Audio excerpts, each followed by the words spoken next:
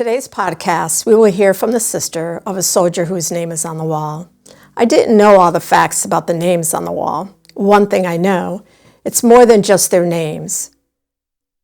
And here are a few facts about the Vietnam Memorial Wall. There are 58,281 names. That is just blows your mind. There's 1,500 plus service members unaccounted for. There are 8 women on the wall. 1968 was the deadliest year. 245 died in January. In the month of May, there was 2,415 casualties. There's 161 Medal of Honor recipients on the wall. There could even be more now. 23 years and 1 month, the average age of a service member on that wall, except for one, a 15-year-old. Names are listed by the day of the casualty. 1,448 were killed on their last day. The day they were going to be coming home, they were killed. Symbols by their name, a cross or a plus sign, means they are missing in action. They have never come home to their families. And the diamond is killed in action. So welcome back. I'm Dorina Federici, and this is Let's Talk About Veterans, because their stories matter. And our guest today is Julie Senerth, and I'm so excited. Julie's brother lost his life in Vietnam. Now, I want to introduce you to Julie Senerth, and let's begin our conversation. So welcome, Julie. I know this is not going to be an easy one for you. No, it's not going to be easy, Dorina. I do appreciate you inviting me to come here to represent Gold Star families and to share my brother's story. Absolutely, and we'd love to hear, tell us a little bit about your brother. Number one, his name, but growing up, what was he like? Oh, he was the best. Yeah. My brother's name was Douglas Paul Frazier. He was born on January 25th, 1950. Wow. He was the oldest of 6 of us. And being the oldest, you know, you always have that place that you feel like you have to take care of everybody. Yeah. And that's what he did. I mean, he was very caring. Yeah. He gave of himself. I remember my mother suffered from dizzy spells. Wow. And he would be the one that would get up with her and walk her to the bathroom. And then when she could come back out, he'd walk her back. And she would suffer, for quite a few days with these dizzy spells. Like I said, he was very caring, and he just loved everything that you can imagine that had wheels. Oh. That was his favorite thing. Yeah. He loved from a bike to a go-kart. I mean, I remember one time I rode on his go-kart and he'd go, "Just don't tell Mom and Dad." Back when you could do that all through the streets, right? Yeah, exactly. Right, can't do that now. We grew up in a neighborhood, so it was that you could do that on the street. And it was just, he goes, "I'll take you, but you can't tell them, And another time I was very sick and he wanted to work down in the barn. But he was responsible for me that day. And he hooked up a walkie-talkie. So he put the walkie-talkie on the bedpost, and then he took one down to the barn. So if I needed anything, I could reach him, but he could still fiddle with his go-kart while I was safe at home, in the house. I love that. Yeah. It was a good story. Oh, that's great. He also owned this cherry red VW Bug. And the faster he could go, the happier he was. We grew up in Coventry for most of our life, and he spent the summers on Coventry Lake. Oh, that's beautiful. He was an avid water skier. Oh. I mean, he just loved to water ski, and they could do anything on that water. And when his water skiers, I don't know if I told you this story, but I'll share it now. When the water skier friends, found out that he had passed in the war, they all got together and they did a tribute for him. And they got on the shore of the lake behind their boats, and they were on their skis, and they all got up at the same time. Wow. Yep, holding American flags in honor of him. Wow. And my parents were there, we were there, and so special. It was very special that they took the time to do that. For him. Yeah. And how did he end up in the service? Was he drafted? Did he enlist? He enlisted. Right after school, or? Yep, he wanted to make my parents proud of him. Ah, Yeah, and he enlisted in the Army, and he was 17. yeah. So right after high school then? Yep. Yeah. Yeah. Crazy. Yeah. Yeah. I know. They're young Yeah, so my father had to sign. for him to go. Yeah. Yeah. Yep. Yeah. But that's what he wanted to do. Okay. And where was he ended up stationed? He actually did his boot camp at Fort Dix in Okay. New Jersey. Yep. And then he was deployed out to Vietnam, and he was in Cu Chi. Cucci. Yep. He was in the Corps of Engineers. Okay. What were their jobs, the Corps of Engineers? They were to actually set up camps. Oh, He was very proud of himself because he got to use all these kind of equipment because my father was a crane operator back in the States. oh, And he goes, now I have something in common with Dad. I can run these big pieces of equipment, backhoes. I mean, they didn't need a crane, obviously. But they did do backhoes and anything other kind of construction you can think of. And he was so good. proud of himself that he could do that. And he would write home and he would tell us, hey, tell Dad that I ran this piece of equipment, or something. And Yeah. it was very, Did you guys correspond back and forth? he wrote to each one of us, and there was 5 of us, and then plus my parents, and he took the time to write each of us a letter, and it was a separate letter. He didn't put them all in one envelope and send it. You got your own letter. You You guys must have been so excited seeing that, right? Because back then they used the American envelopes. Yep. So you knew when you saw the red, white, and blue Yep. on the border that you were getting a letter from Dougie. Yep. Airmail. That's what we called him. Yeah. We called him Dougie. His full name was Douglas, Yeah. but we always called him Dougie. Aw. We got a letter from Dougie today, and we were so excited. Yeah. Yeah. Yeah. It's special when you get a letter. Yeah, and what kind of funny about him is when he was born, he had like what you refer to as a towhead. By the time he enlisted, he had jet black hair. Wow. And my mother goes, when did that change? Yeah. It was weird. Yeah. But that was just a little tidbit. Yeah. There you go. Well, it's nice to get to know him in all different ways. You know, what's the age difference between the two of you? Well, he was born in 1950 and I was born in 1957. So we had 7 years between us. Yeah. Yeah. And was it like a big brother thing where get out of here, or was he more like, oh, no. come on? He cared for everybody. Yeah. He never pushed anybody away. He'd take care of everybody. And he would take my little brother. He would take him in the Volkswagen. And of course, back then you didn't wear seatbelts. Didn't do anything. No. We didn't wear seatbelts. I don't even know if they had seatbelts. I know. If they were the ones around the waist. And he would take him because he would be watching them and would be in school, but he wouldn't be in school yet. And, he would be watching them and he would take him over these roads that had these bumps and then go flying. Again, don't tell Mom and Dad. That's right. That's right. Now, was Dougie the oldest? Yes, Dougie was the 5? oldest of 6. Yep. 6. 6 of us, yep. Wow. Yep. Yeah. And how many, was he the only, was it just him and your younger brother for boys and everybody else? There was 3 and 3. Oh, wow. Yep, 3 and there 3. was my brother Douglas, then there was John, and then my sister Robin, and then my sister Beth, and then myself, which I was the youngest for 5 years. Yeah. Till Drew came along, but that's okay. We'll keep That's him. too funny, right? Yeah. Drew's my youngest brother, but Yeah. because he was born in 1961. Oh, wow. Yeah, so there's quite a big Difference there. 11 years between he and Dougie. Right. Yeah. Right. So So, I know this is hard, but tell us a little bit about when you was in Vietnam. What had happened oh my to God. your brother? Yeah, they call it they call it friendly fire. Yeah. And actually on the news today they were talking thought of about you. friendly fire. I and thought I'm of you. Oh my God. I thought of you when I saw It that. brought it all back. Yeah. It really did. He was actually at his base and he was in the middle of writing a letter to my mother. And he had, how we knew this was he always wrote and he would tell you exactly what he was doing. And he'd say, I'm going to go get a pop. He would call them pops, soda pop. I'm going to go get a pop and I'll be back.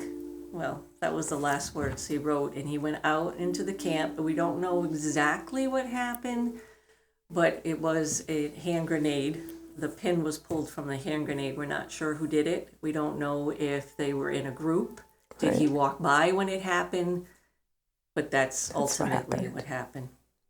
Wow. And it was tough. Very That's tough. hard. That's hard. Did that letter that he was writing, did you ever end up getting it? Do you know? That's how we knew it. That's how you knew it. Yep.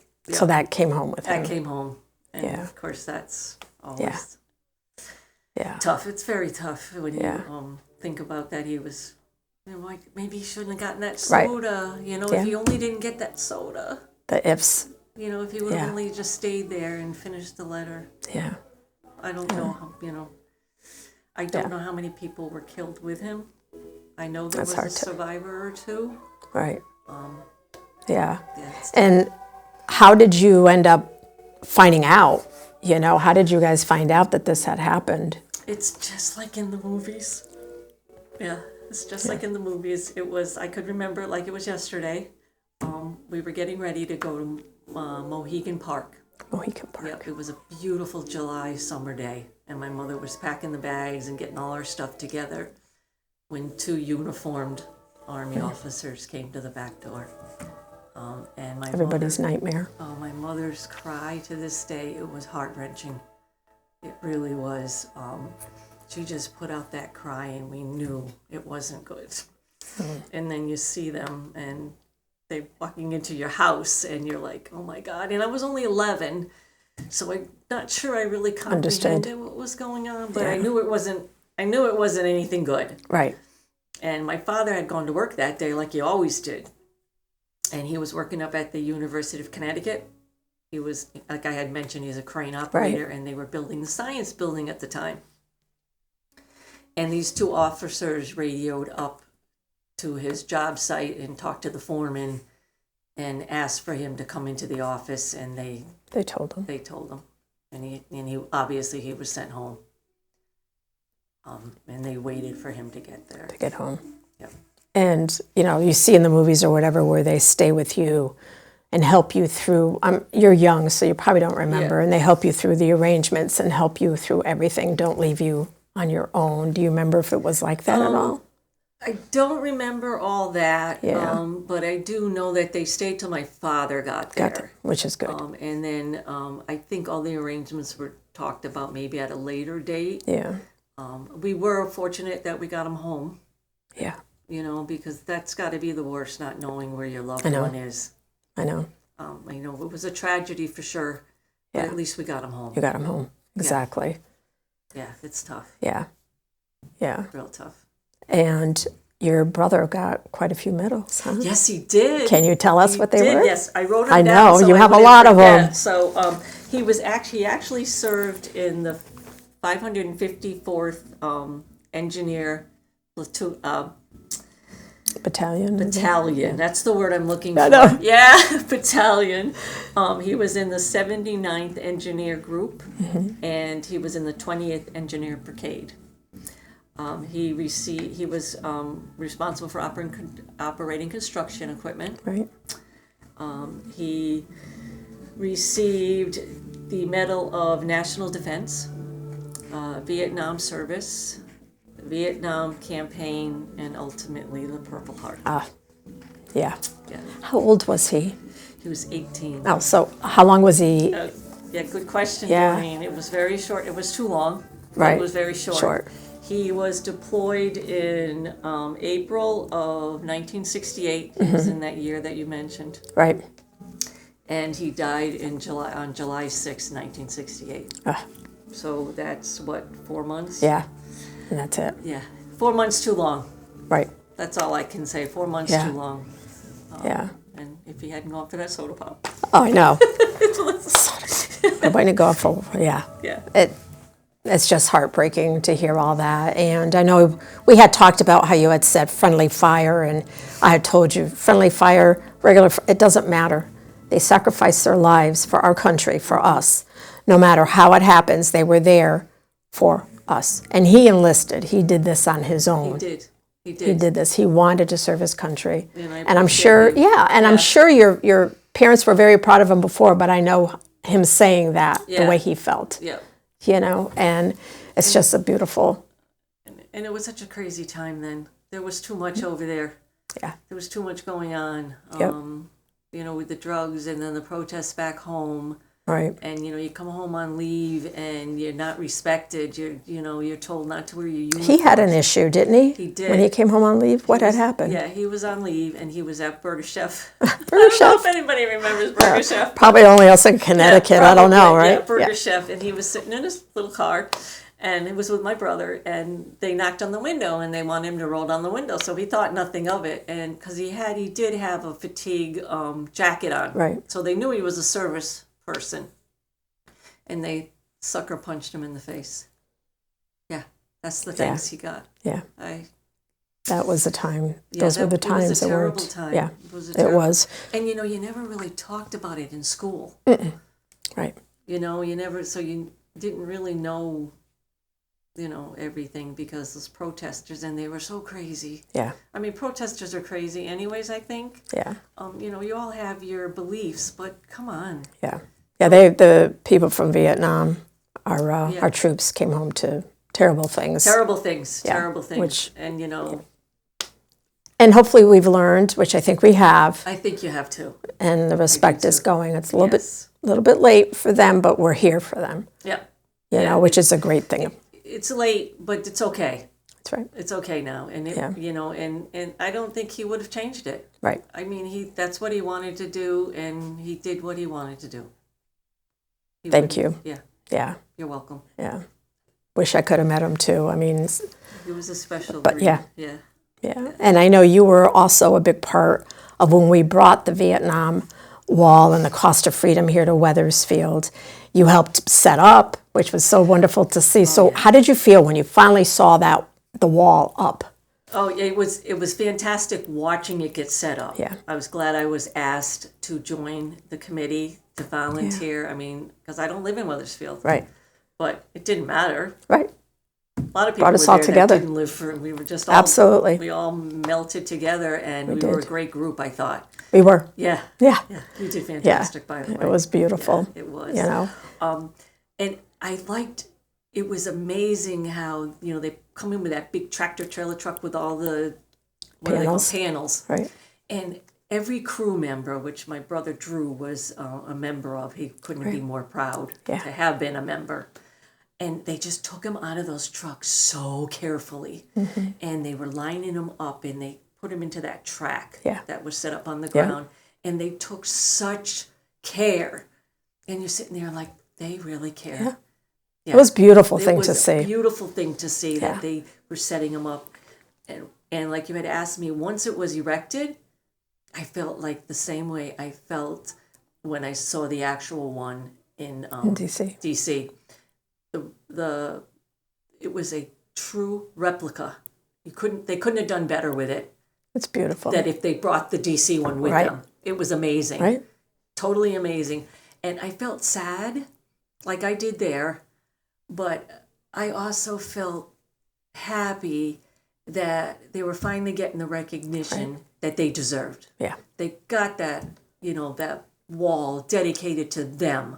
Right. For all that they did, and even though there was so much protest going on. Right.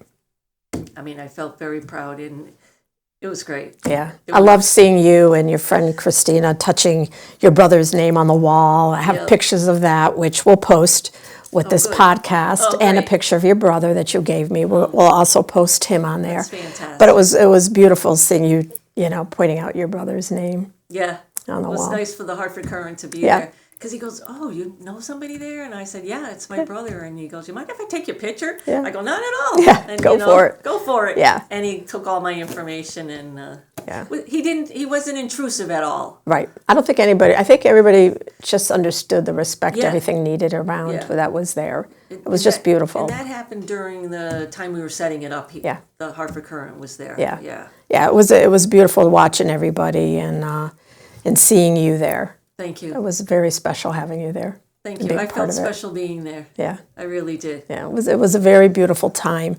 So I want to thank you, Julie, for sharing your brother's story with us. I know it's not easy. We've talked about it over. I think I got through it, though. Just so you know, the first time Julie told me about this story, we were in a coffee place and I just started bawling. So it's It's a special story, so thank you, Julie. And if anybody does have a loved one on that Vietnam Wall and you would like to share their story with us, I would love you to just email me.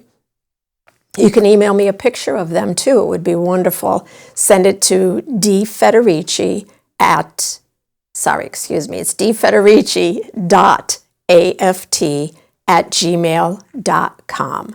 We would love to hear from you. And also we do have, you can visit our Facebook group, America's Freedom Tribute. You can see us there. We have a whole bunch of articles there, which are wonderful to see. And then this podcast will also be on our website, americasfreedomtribute.org. Thank you again. And I was honored to help people find their loved ones, just as Julie was saying, to find their loved ones on the wall. It was so special to help them. And it was just to see people, and even for me to touch that wall, you can feel the pain people felt, but you also can feel the love and the overwhelming, it's just so hard to put in words, but it was just so overwhelming to just see it, to touch it. So I'm so happy we were able to bring it here to Wethersfield. So before we sign out, I do want to thank Julie Senerth for being here and sharing her brother's story. But there's something I also want to say now.